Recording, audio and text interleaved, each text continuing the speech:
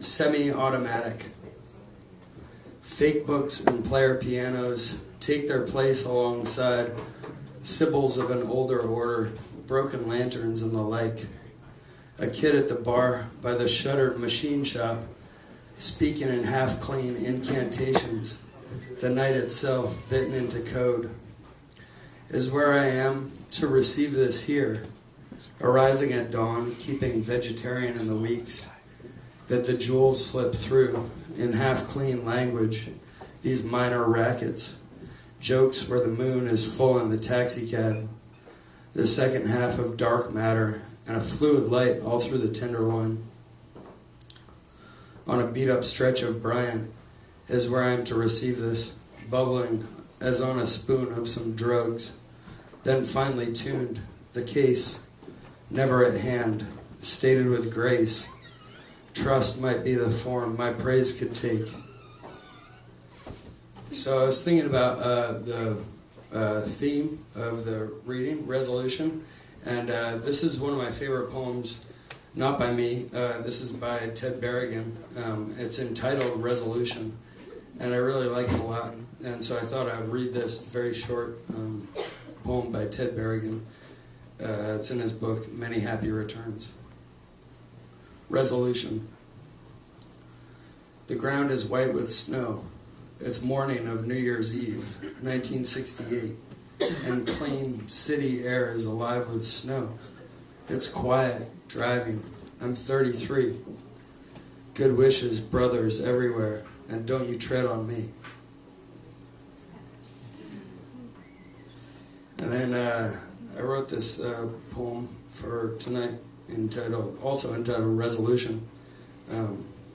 Resolution. A bright freezing tendril of air and naked woods, trees planted bare in the snow. You awaken, ancient and untied, an amnesiac, remote from the glittering world, avoiding anyone from the majors. Slow to find purchase, slow to find hold on the wheel. The big berserk city, also remote, pleads for your attention. Your breath a disappearing cone in the wind. All the winter animals are invisible, and I too have vanished, moved out of your thoughts, cold, clear, and solo.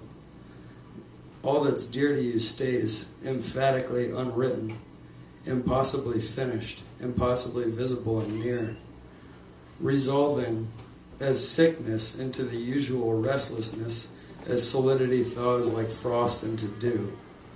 For now to move through the reliefs and freezes, one at a time, and try and take care of my lungs. And cantata aphasia. Adios to my unfinished hands. Woo! This one's titled Endurance. Coded benedictions, these letters between friends.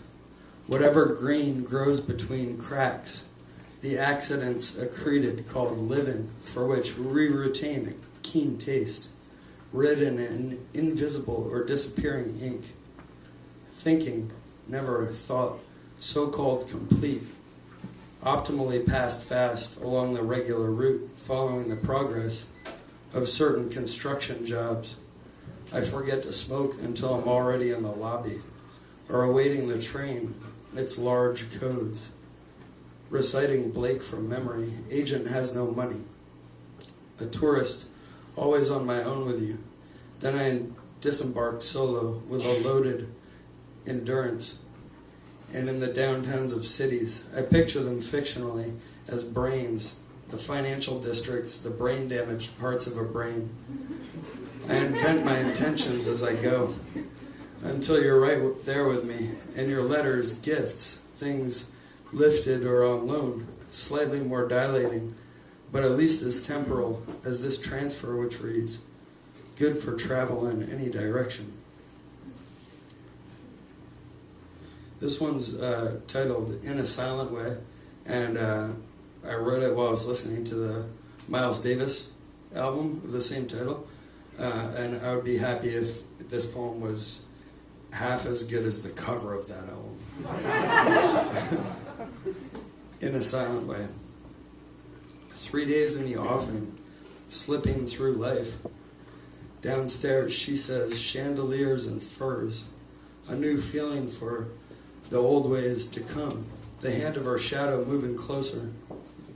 She makes the demands to which darkness gives us over. Waking up in the mission, going to work, working, under covers. Little receiver, my tongue that keeps bleeding won't stop up the sound that come through. In the light of this black and white picture, pretending it's me, sacred moths darting into and out of this pillar my head. This one went in a little blue book. On the cover I wrote, the feeling of recognizing a perfectly obvious explanation. Sad examination, write it. Backwards, fit in living and sit.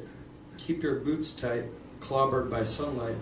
It, the sun, feels comfortable, gone in my ear.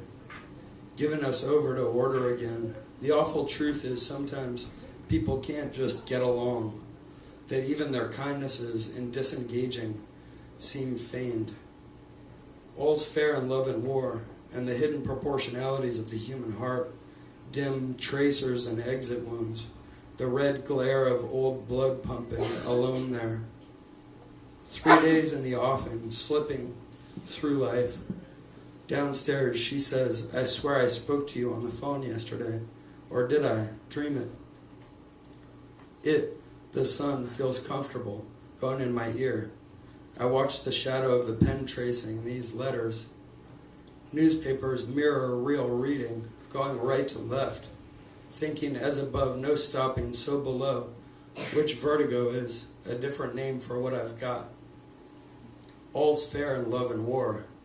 And the hand of her shadow moves closer to me, darkening. The air feels thick and gray here. Where are my neighbors? Darkening the color of the grass. Glades, Pleiades. When I check out, say that, a spiral.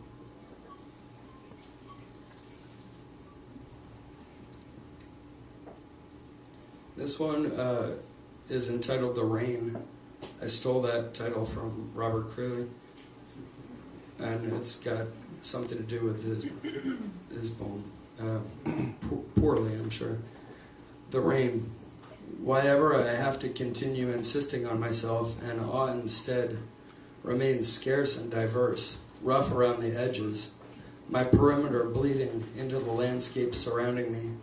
When I say the landscape surrounding me, I mean everything, which actually I am, rough around the edges with.